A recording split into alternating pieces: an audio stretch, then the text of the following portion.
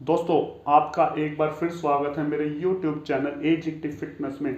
आज मैं आपको बताने जा रहा हूँ आप किस तरीके से पुशअप लगा सकते हैं, आप क्या मिस्टेक करते हैं पुशअप करते वक्त। और अगर मैं पुशअप्स की बात करता हूँ तो ये चेस्ट के लिए काफ़ी अच्छी एक्सरसाइज है। ये स्ट्रेंथ बेस्ड एक्सरसाइज है। इसमें आपके मल्टीपल जॉइंट, मल्टीपल मसल काम करते हैं, जैसे कि शोल्डर, चेस्ट, ट्राइसेप्स। इसमें आपका कोर भी एंगेज रहता है।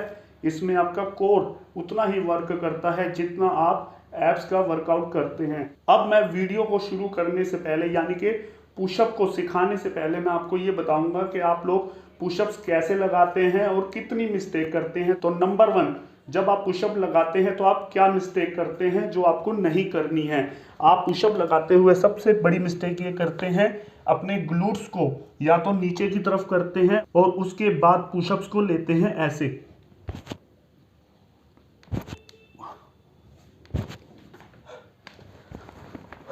नंबर 2, जो आप और भी ज़्यादा बड़ी मिस्टेक करते हैं, उसमें आप अपने पोस्चर को ऐसे रखते हैं। आप देखिए कैसे आप अपने ग्लूट्स को ऊपर रखते हैं और ऐसे लगाते हैं।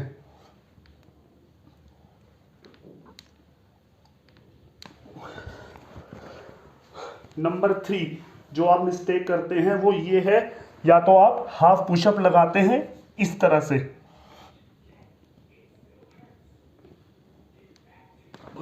तो दोस्तों, आपने देखा आप किस तरह से गलत पुशअप लगाते हैं। ना तो ये आपके चेस्ट पे वर्क करता है, ना ही आपके ट्राइसेप्स पे, ना शोल्डर पे, और ना ही आपके कोर पे वर्क करता है। अब मैं आपको बताता हूँ आप किस तरह से सही पुशअप लगा सकते हैं। स्टेप टू स्टेप मैं आपको बताऊंगा।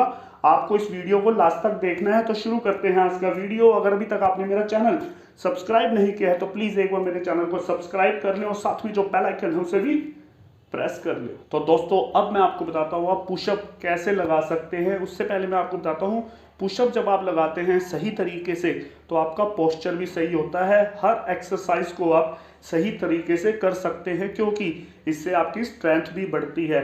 तो शुरू करता हूं मैं आपको पुशअप कैसे आप लगा सकते हैं। पुशअप लगाने के लिए सबसे बड़ी कंफ्यूजन सामने ये आती है, जो मैं आपको बताने जा रहा हूँ। स्टेप 1, कि आपके हाथों का डिस्टेंस कितना होना चाहिए। उसके लिए आप अपने माइंड में शोल्डर को रख सकते हैं। नंबर 1, ध्यान से देखिएगा, आप अपने माइंड में शोल्डर को रख सकते हैं। शोल्डर से थोड़ी सी बाहर आप अपने हाथों को रख सकते हैं और अपनी पोजीशन को बना सकते हैं कुछ ऐसे, जैसे कि आप देख रहे हैं शोल्डर से थोड़ा सा बाहर है और अपनी मूवमेंट आप यहाँ बना सकते हैं।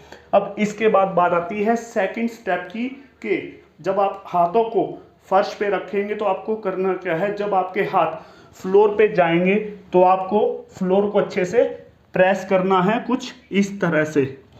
ये तो हुई आपकी हाथों की प्लेसमेंट। कि सबसे पहले प्रॉब्लम ये आती है आप हाथ कितना रखें, वो मैंने आपको बताया है, शोल्डर से थोड़ा सा बाहर, और उसके बाद फ्लोर को आपको प्रेस करना है। अब मैं आपको बताता हूँ नंबर 3, जो आपको ध्यान में रखना है, आपकी चेस्ट कहाँ होनी चाहिए। जब आप फ्लोर पे अपने हाथों को रखेंगे तो आपकी चेस्ट दोनों हाथों के बीच में होनी चाहिए कुछ इस तरह से। अब आपको ध्यान रखना है, ना तो आपकी चेस्ट आगे की तरफ होनी चाहिए, ना ही पीछे की तरफ। जब आप आगे या पीछे रखते हैं तो आपका पोस्चर खराब हो जाता है, जिसमें आपकी चेस्ट वर्क नहीं करती है, जिसमें आपका शोल्डर ज़्यादा इन्वॉल्व होता है। दोस्तों, इसके बाद बात आती है स्टेप 4 की, जो कि काफ़ी ध्यान से देखने के लिए है। आप देखेंगे जब आप स्टेप 4 पे पहुंचेंगे तो आपकी जो एल्बो है, ना तो ये काफ़ी बाहर होनी चाहिए ऐसे, और ना ही ज़्यादा अंदर होनी चाहिए ऐसे। तो आपको करना क्या है, जब आप अपने हाथों की मूवमेंट बना लेंगे तो आपकी चेस्ट बीच में होगी और आपकी जो एल्बो है थोड़ी चेस्ट के पास होनी चाहिए, ज़्यादा नहीं, थोड़ी सी चेस्ट के पास, कुछ ऐसे।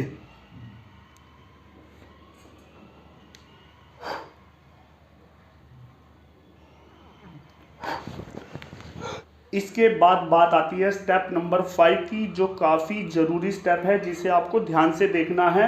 वो है आपकी फुट की प्लेसमेंट। आपके फुट कहाँ होने चाहिए, कुछ इस तरह से। पहले आप अपने हाथों की मूवमेंट बनाएंगे, देन उसके बाद आप अपनी चेस्ट को बीच में रखेंगे और आपकी जो पैरों की मूवमेंट है, आपकी फुट प्लेसमेंट होनी चाहिए कुछ इस तरह से, ना तो ये ज़्यादा वाइड होंगे और ना ही ज़्यादा क्लोज होंगे, तो इस तरह से आपके फुट प्लेसमेंट होनी चाहिए।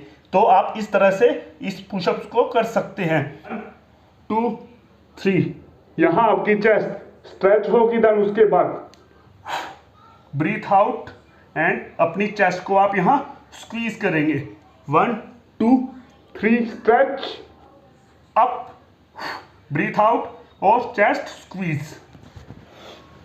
इसके बाद दोस्तों स्टेप नंबर 6 की बात आती है कि आपको मूवमेंट को कैसे करना है। जैसे कि आपको मैंने पहले बताया, जब आप पोजीशन बना लेते हैं, यहाँ तक आप आ चुके हैं, पैरों की मूवमेंट आपने बना ली है, फुट प्लेसमेंट आपको करना क्या है, डाउन जाना है जब, तो स्लो 1 2 3, यहाँ चेस्ट रहेगी आपकी स्ट्रेच, देन ऊपर जब आप आएंगे यहाँ ब्रीथ आउट करेंगे और अपनी चेस्ट को स्क्वीज करेंगे।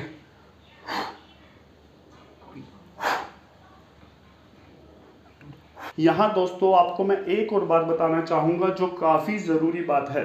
जब आप ऊपर आते हैं, अपनी चेस्ट को स्क्वीज करते हैं, तो आपकी जो ह्यूमरस बोन है जब आपकी चेस्ट के पास आती है, तो यहाँ आपकी चेस्ट ज़्यादा कॉन्ट्रैक्शन में आती है, आपके मसल ज़्यादा एक्टिवेट होते हैं। तो आपको ध्यान रखना है, जब आप ऊपर आएंगे तो आपको अपनी चेस्ट को अच्छे से स्क्वीज करना है, जिससे इस पर काफ़ी प्रेशर आए और ये सही तरीके से कॉन्ट्रैक्ट हो सके। इसके बाद दोस्तों अगर आप बिगिनर हैं तो आप कैसे इस पुशअप्स को लगा सकते हैं वो मैं आपको बताता हूं, ध्यान से देखिएगा। आपको पहले अपनी हाथों की मूवमेंट बनानी है, शोल्डर से थोड़ा सा बाहर, देन चेस्ट को थोड़ा सा अपने हाथों के बीच में रखेंगे और आपको जो मेन काम करना है, आपको नी के ऊपर इस मूवमेंट को बनाना है और अपने पुशअप को शुरू करना है कुछ ऐसे। 1 2 1 2 1 2।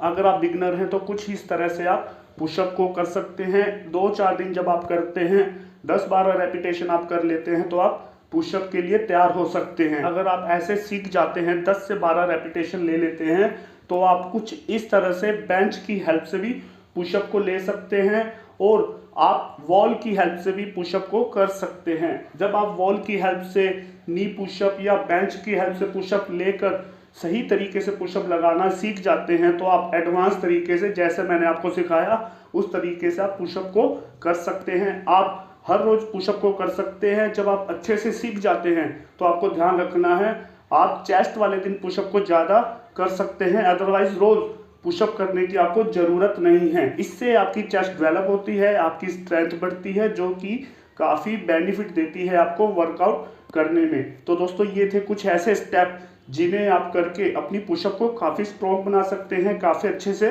पुशअप को कर सकते हैं। अगर आपको वीडियो अच्छी लगी हो तो प्लीज़ एक बार वीडियो को लाइक कर दे, मेरे चैनल को सब्सक्राइब कर दे और हमेशा की तरह वीडियो को शेयर करना ना भूले। Thank you very much.